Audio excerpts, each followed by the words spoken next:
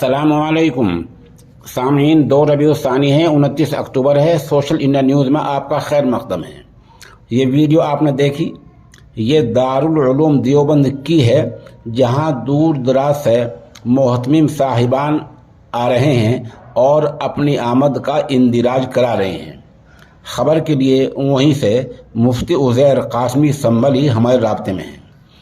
वो बता रहे हैं कि उम्मुल मदारिस दारुल उलूम देवबंद में 24 घंटे बाद राबता मदारिस का इजलास शुरू हो जाएगा, यानी कल 30 अक्टूबर को इजलास सुबह शुरू हो जाएगा, जिसकी तैयारियां शुरू हो गई हैं। ये टेंट और शामियाने आप देख रहे हैं, ये दारुल उलूम में ही लगे हैं। ये मेहमानों के इस्तकबाल और इजलास गाह है। दूर दराज से मोहतमिम साहिबान की आमद आज से ही शुरू हो गई है, क्योंकि पहली नशिस्त है, जैसे कि मैंने बताया, कल सुबह सवेरे ही शुरू हो जाएगी। कुशीनगर, महराजगंज, गोरखपुर से मौलाना राशिद बिल्ला, मौलाना रियाज, मौलाना शब्बीर वगैरह आ चुके हैं, और भी बहुत सारे मोहतमिम साहिबान आ चुके हैं।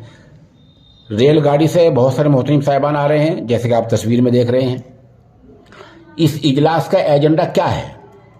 दरअसल दारुल उलूम देवबंद में राब्ते का आम इजलास साल या 2 साल और 3 साल में हुआ करता है। ये वही मामूल का इजलास है, ये कोई हंगामी इजलास नहीं है।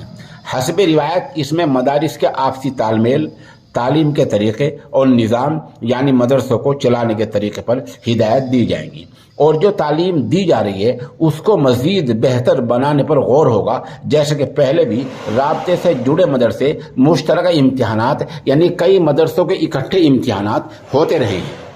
मदरसा तालीम को बेहतर से बेहतर बनाने पर गौर होगा। हालात के तनाजुर में हमें क्या करना चाहिए, हमें अपने अखलाक को किस तरह ढालना चाहिए, इस पर भी गौर होगा।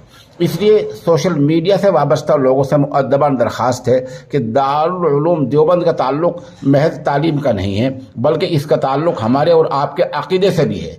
इसलिए कोई भी ऐसी चीज़ सोशल मीडिया पर अपलोड न करें जिससे इस अजीम इदारे की अदना तनकीस भी होती हो। इस तरह करने से ईमान और अमल का खतरा बना रहता है। आप हमारे राब्ते में रहें। खबर जैसे जैसे आगे बढ़ती रहेगी, मामला अपडेट होता रहेगा। हम इंशाअल्लाह ताज़ा हालात से आपको मुसद्दक़ा तरीके से आगाह